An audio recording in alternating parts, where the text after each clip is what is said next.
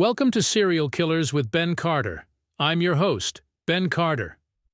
In the quiet rural expanse of Calaveras County, a place where the rugged beauty of nature meets the simple life of rural California, the air was disturbed by something sinister. Leonard Lake, a man whose name has become synonymous with the darkest depths of human depravity, had been operating under the radar, quietly constructing a house of horrors concealed beneath the tranquil facade of the Californian wilds. Born in San Francisco in 1945, Lake's early life was marked by unsettling behavior and disconcerting interests. His penchant for pornography and voyeurism, which began in his adolescence, would serve as a grim foreshadowing of the perverse obsessions that would later fuel his murderous exploits. Lake's insidious descent into criminality began to take shape in the 1980s, when he partnered with Charles Ng, a man who would become his accomplice in a series of horrifying crimes. Together they embarked on a gruesome crime spree that would span several years and claim the lives of an estimated 25 people. Lake's unnerving charm and manipulative nature allowed him to lure his victims into a false sense of security. People were drawn to his apparent charisma, oblivious to the danger lurking beneath the surface. He was a wolf in sheep's clothing, a predator hiding behind a mask of normalcy.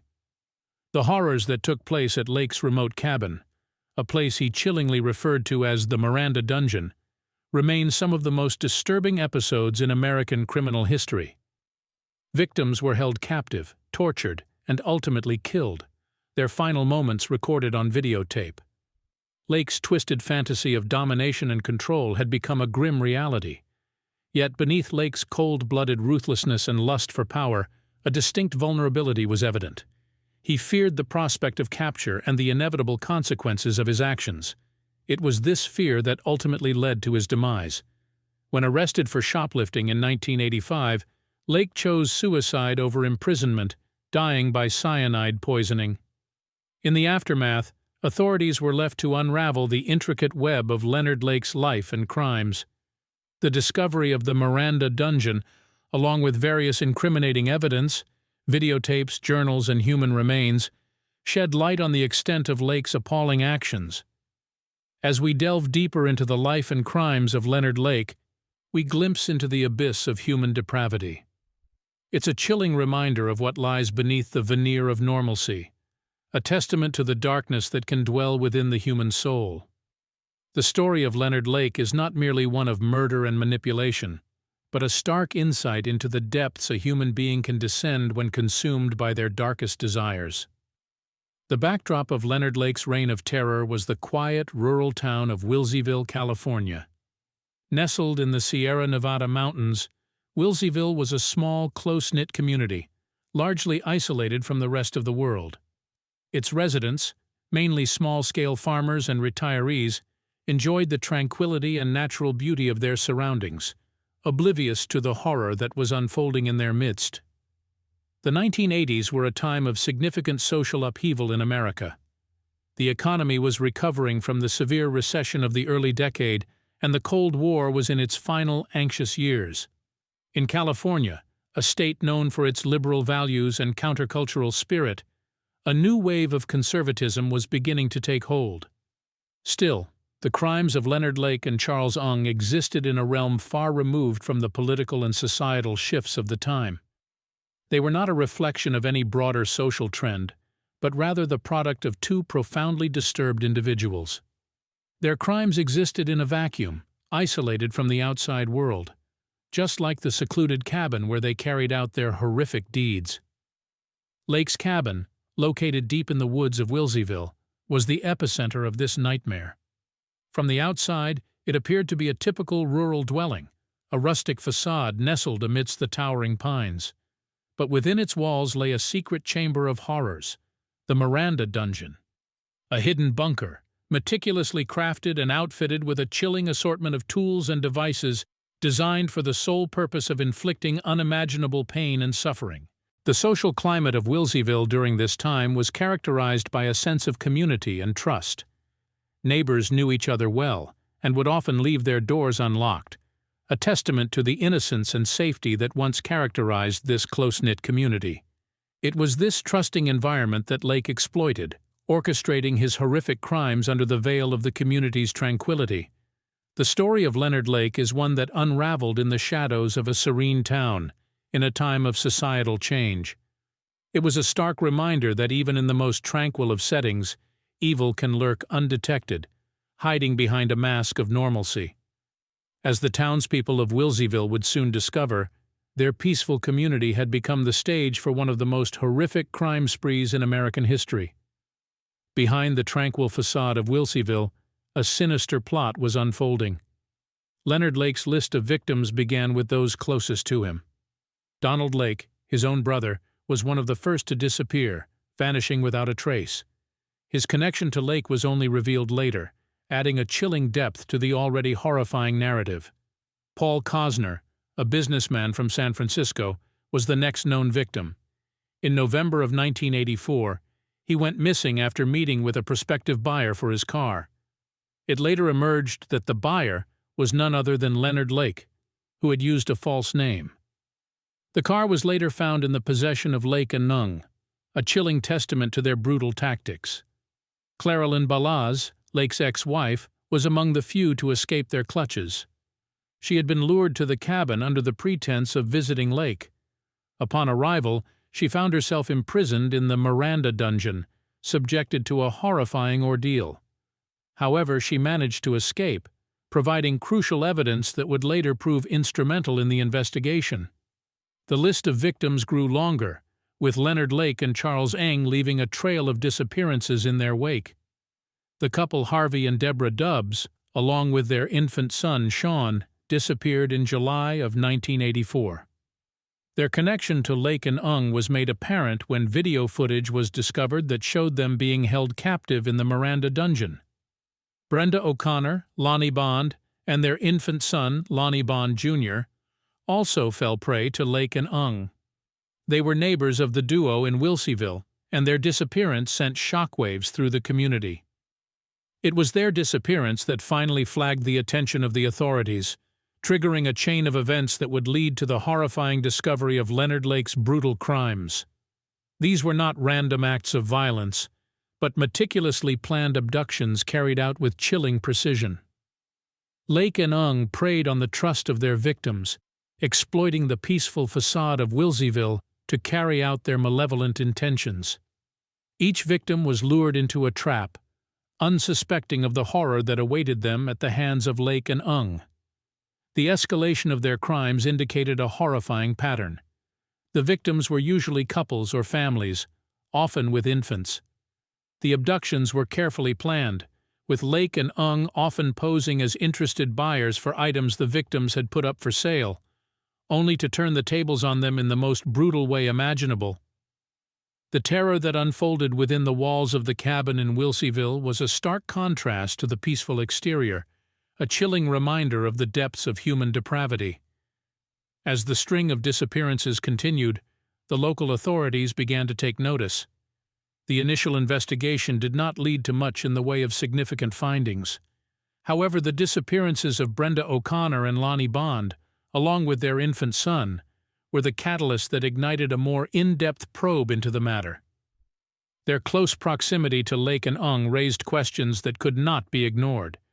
Their disappearance was reported by a concerned neighbor, who noted that their car had remained unmoved for an unusually long period. Around the same time, a shoplifting incident in South San Francisco led to the arrest of a man who identified himself as Robin Stapley. The suspect had attempted to steal a $75 vise from a hardware store. The shop's security officer managed to detain the man until the police arrived. But Robin Stapley was not the shoplifter's real name. It was an alias used by Leonard Lake. A search of Lake's car revealed a pistol with a silencer, a prohibited item in California. But it was the discovery of a blood-stained electric generator and a bullet-riddled ID card belonging to Paul Cosner, a car salesman who had gone missing months earlier, that raised alarm.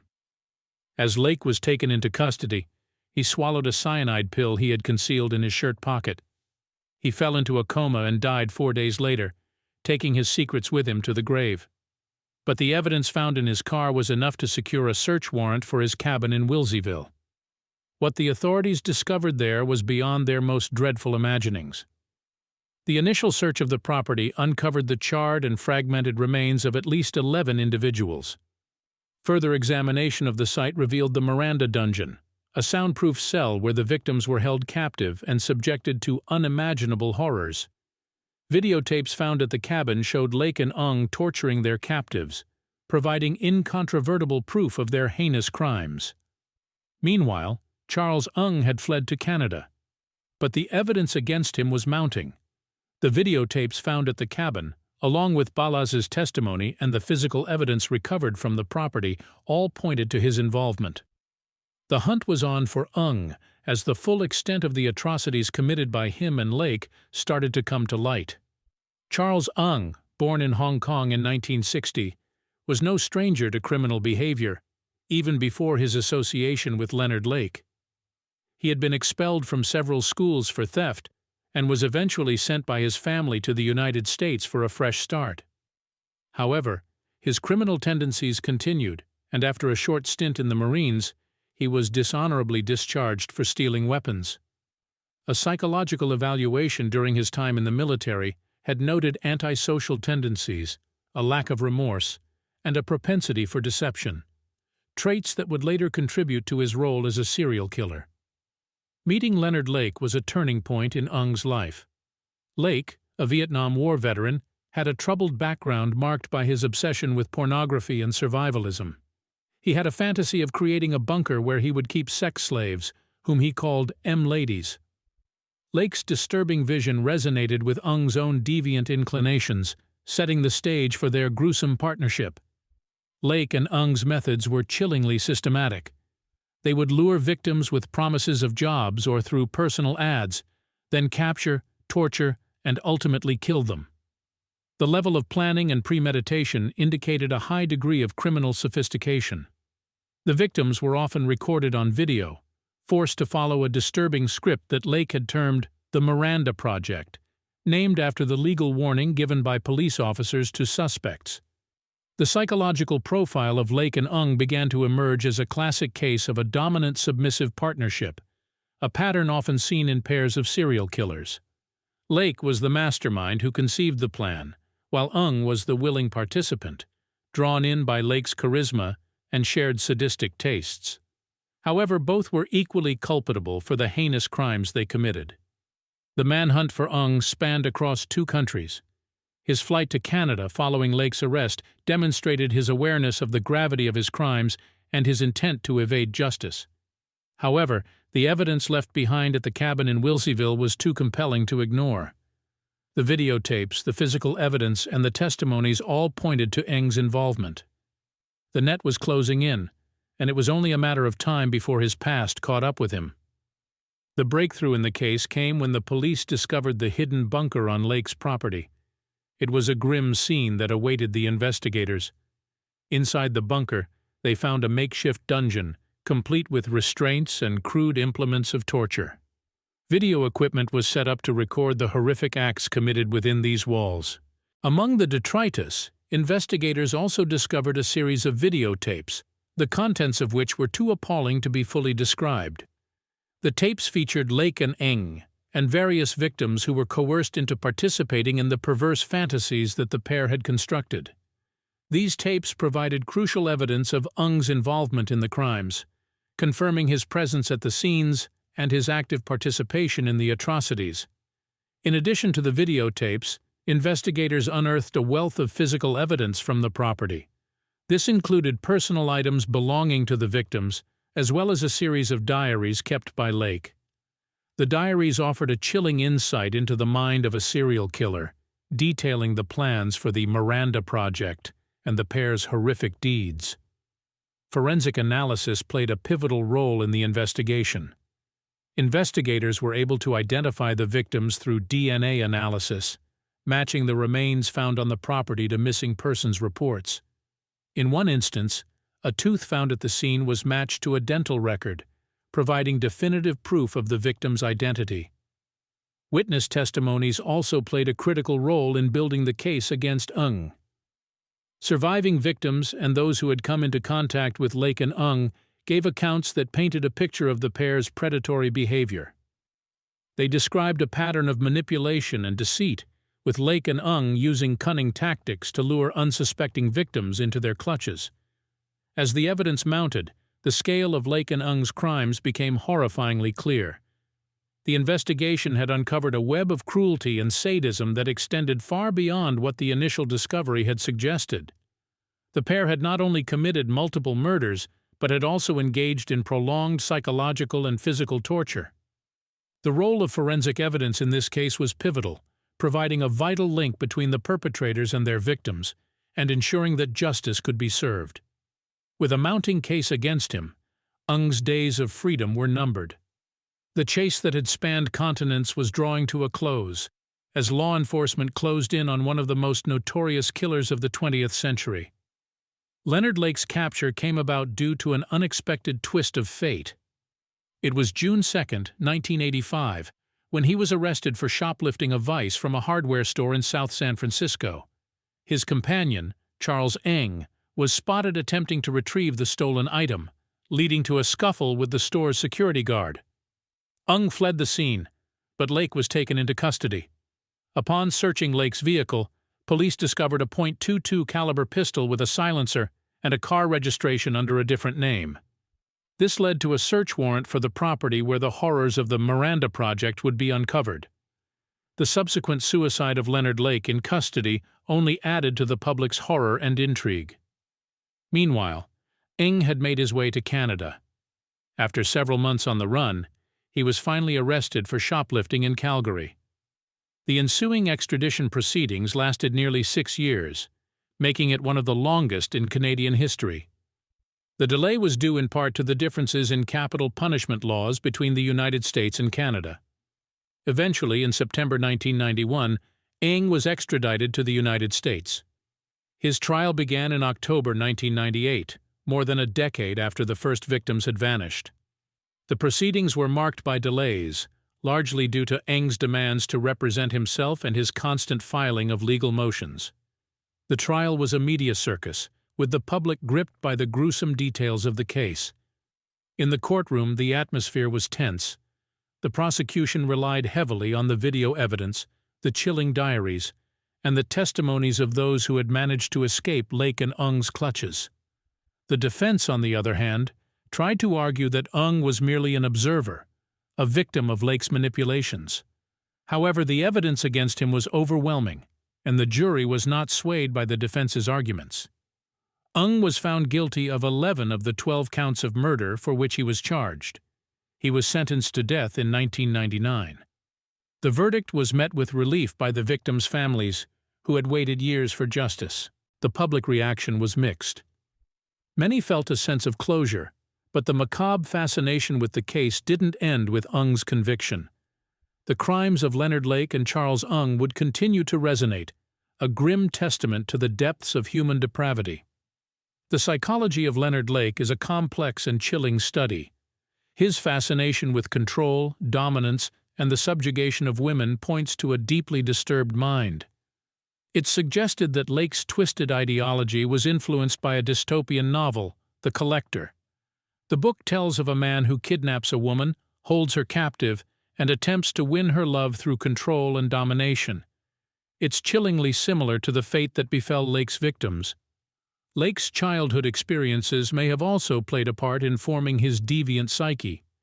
His parents divorced when he was young, and he was sent to live with his grandmother, who reportedly dressed him in girls' clothing and referred to him by a female name.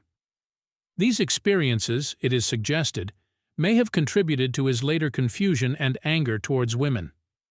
Psychologists suggest that Lake may have developed narcissistic personality disorder, characterized by a grandiose sense of self-importance, a lack of empathy, and a need for excessive admiration.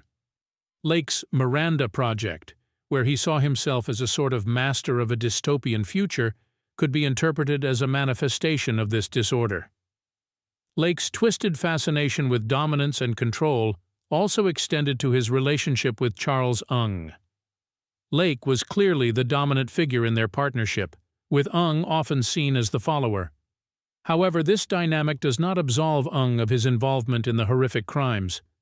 His active participation in the atrocities, as seen in the video evidence, paints a picture of a man equally as depraved.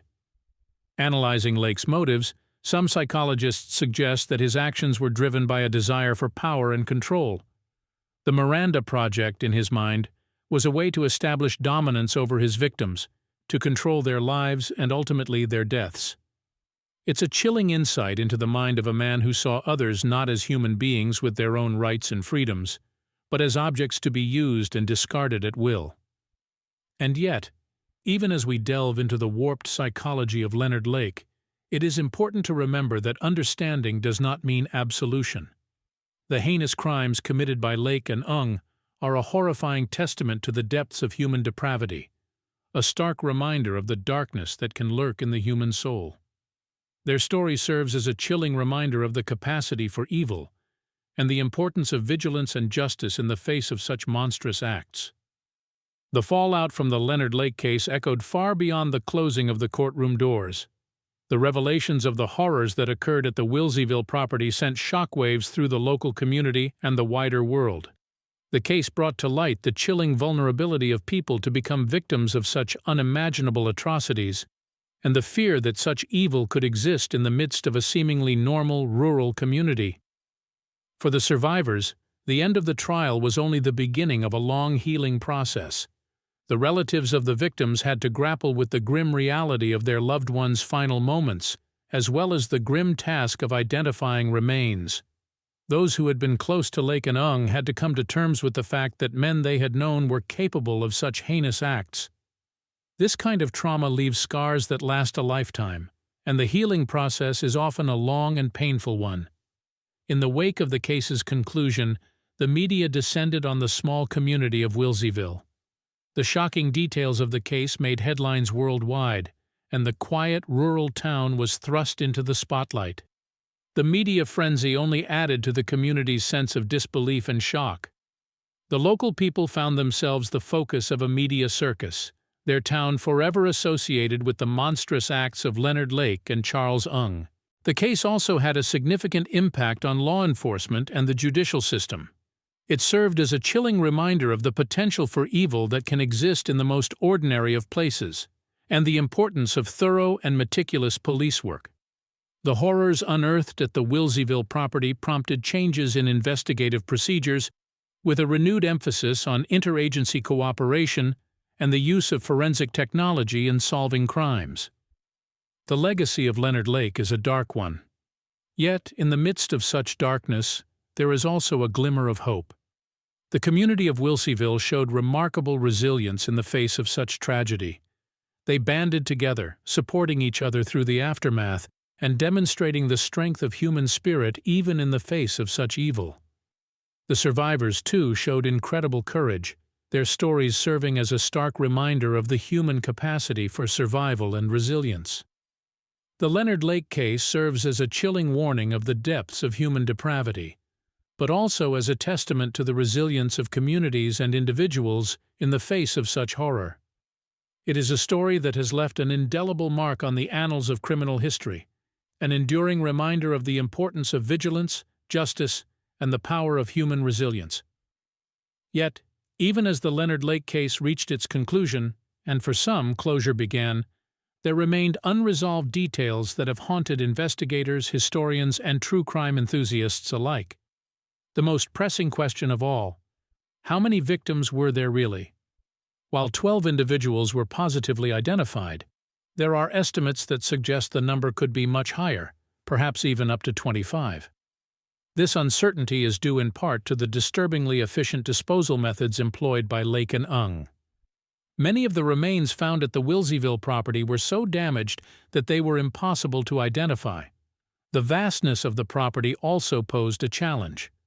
Lake and Ung had acres of land at their disposal, and the possibility exists that there are still undiscovered burial sites. There are also lingering questions about Leonard Lake's accomplice, Charles Ung. While he was eventually convicted for his role in the crimes, some still wonder how much of a part he truly played. Was he merely Lake's unwilling accomplice, coerced into participation? Or was he an equal partner in the atrocities, willingly participating in the torture and murder of their victims? These questions, while they may never be satisfactorily answered, serve as a stark reminder of the monstrous capacity for evil that can lie hidden beneath the most ordinary of exteriors. Leonard Lake was, by all accounts, an unremarkable man, yet he was capable of acts of such horror that they defy comprehension. As we reflect on this chilling case, it's important to remember that it serves not only as a reminder of the depths of human depravity, but also as a testament to the resilience of the human spirit. The survivors, the families of the victims, and the community of Wilseyville have all shown remarkable strength in the face of unimaginable horror. The Leonard Lake case has left an indelible mark on criminal history and continues to serve as a chilling reminder of the importance of vigilance. Yet equally, it reminds us of the power of human resilience and the strength of communities in the face of tragedy. The ghosts of Lake's and Ong's heinous acts may linger, but so too does the spirit of those who survived, and of those who continue to seek justice for the victims. Thanks for listening. This has been Serial Killers with Ben Carter. If you enjoyed today's episode, be sure to follow us wherever you listen to podcasts. And if you'd like to support the show, subscribe to the Forbidden Knowledge Network on Patreon. Subscribe now.